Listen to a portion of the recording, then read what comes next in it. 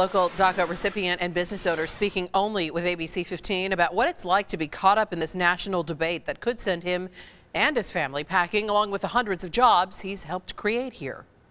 Maybe I can change one person. And honestly, that's the goal. If I can change one person's mentality. ABC 15's Cameron Pullum spoke with him today and the employees who depend on him the most. Cameron? Yeah, right now, Dreamers are expected to be here at First Church in Phoenix tonight to find out what the next step will be in this confusing limbo they now find themselves in. And like them, a local business owner out of Chandler says he's fulfilled his American dream, but now fears he may be losing it. Hey, little buddy. Hey.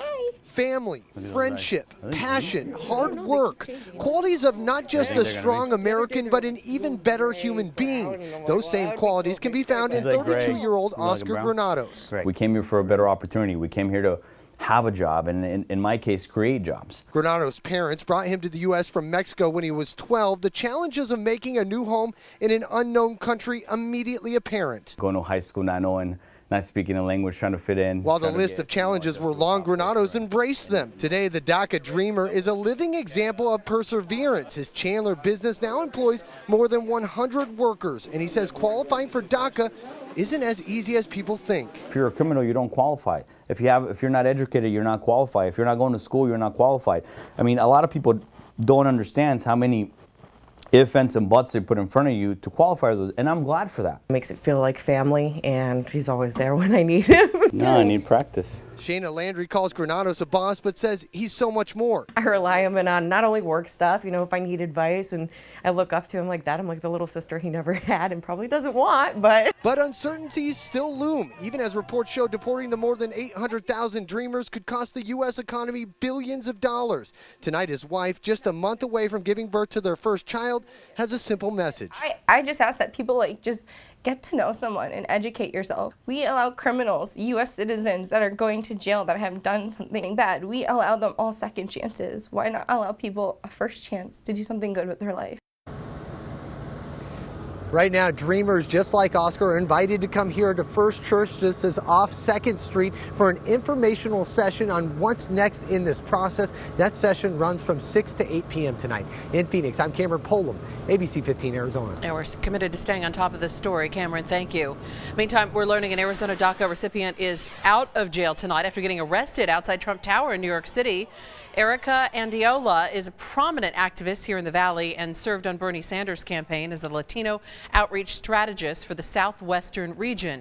She says she's still in disbelief after yesterday's decision, but writes in part, "I know I'm not alone, and please know you're not alone either. We're in this together." Just in, a violent attack on a Valley bus driver, and it's caught on camera. Watch as the man runs toward the driver, begins punching him in 2 separate attacks.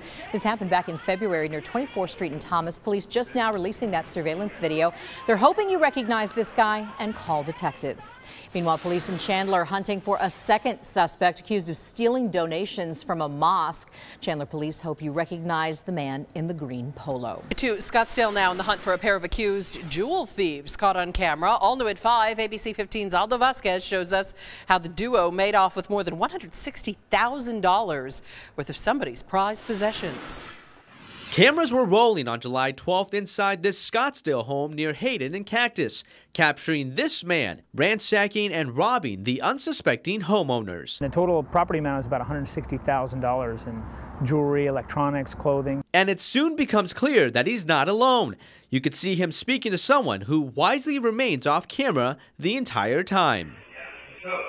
We can hear him talking on the camera to another person, tell him to hurry up and let's go. Short on leads, police are now turning to you, the public, hoping you can help identify this brazen thief. 70% of the time we're getting tips that identify our suspect. They believe he's done this before, so if you recognize him, call police. In Scottsdale, Aldo Vasquez, ABC 15, Arizona. Aldo, thanks. The scores are in. Parents and teachers alike have been holding their breath for the results of the AZ merit test. All new at 5, 41% of Arizona students passed the math portion, compared to 35% in 2015. That was the first year students took the test. 39% of Arizona students passed the reading portion. That's a 5% improvement from 15. How schools performed on AZ Merit will largely determine their new A through F letter grade rankings, but those won't be released until October 9th. Breaking right now, a verdict for the man convicted of killing a Valley couple and then burying them in his backyard. What a jury just decided for Alan Champagne. Next at 5. Plus, handcuffed but able to escape and steal a police cruiser. How this wild chase finally came to an end. Some breaking news. He killed them and buried their bodies in the backyard. Alan Champagne just sentenced to death for the first-degree murder, 24 years in prison for the second-degree murder, kidnapping and concealing of a body. He's the man convicted of murdering and kidnapping a couple and burying their bodies in a backyard back in 2011. They were later found by a landscaper. Alarming new numbers coming out of the governor's office tonight showing the toll prescription drug abuse is taking on our state. Yeah, just since the governor called this a public health crisis in June, 280 more people have died of suspected overdoses. Now the state is getting ready to take action. ABC 15 Sonu Wasu live with a look at how this could impact all of us. Sonu?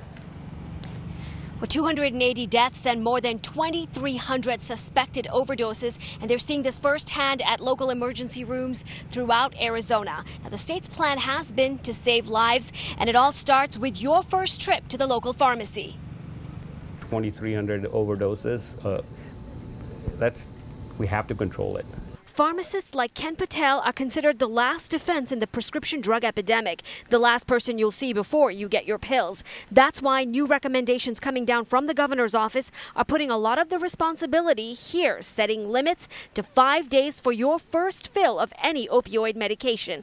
After 5 days, you'll need another prescription. On day 6, you have a statistically significant chance of becoming dependent on that medication. The recommendations also require electronic prescriptions over handwritten notes and requiring pharmacists to check to see if you're taking any medications that will interact with each other, leading to an overdose. The goal is to save lives, but those living with chronic pain worry. Is this going too far by allowing state lawmakers to play doctor and making them look like addicts every time they walk into a pharmacy?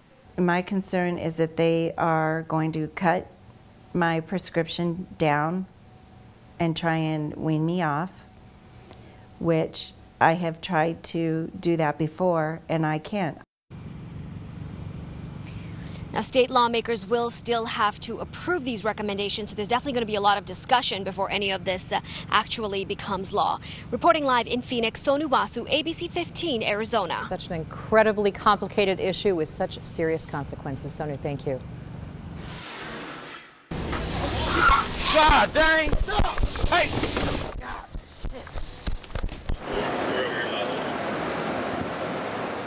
This is some wild video out of Texas tonight where an accused shoplifter manages to slip out of her handcuffs. You see her look around and then stand up right there. She's climbing through the partition and then stealing a police cruiser. The dash camera video, pretty incredible here. She's racing more than 100 miles an hour down this small street, going the wrong way at times as other officers swerve out of the way.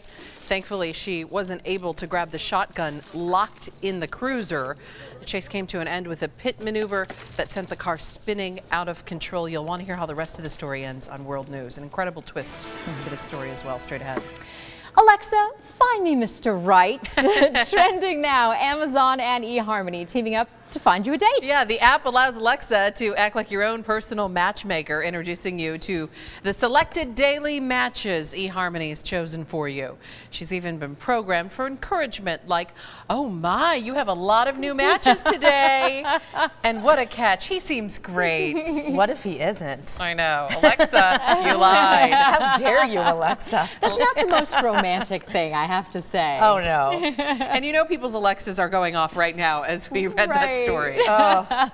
Good luck. Yeah, good luck. Yeah. All right. Let's check your forecast and a live look outside. Air quality issues today. The heat is on and the air just looks yucky out there. We are under an ozone high pollution advisory today, but as we go into tomorrow and Friday, we will see those ozone levels drop a little bit back down into the moderate range. The heat's going to drop off a little bit too. Right now we're at 107, dew point in the mid 40s, so pretty dry out there with humidity at just 12%, and no storm chances in our valley forecast tonight. We'll keep those triple digits through 7, then drop into the 90s and stay dry through our evening forecast here. Right now we have triple-digit heat everywhere you look across the Phoenix metro. Mesa's at 105, so is Deer Valley, Peoria at 106 and 108 right now in Goodyear. Up to the north, Anthem's at 103 degrees. Temperatures are in the 90s in Sedona and Kingman, 70s in and around Flagstaff, and 82 right now in Heber. Notice Show, though,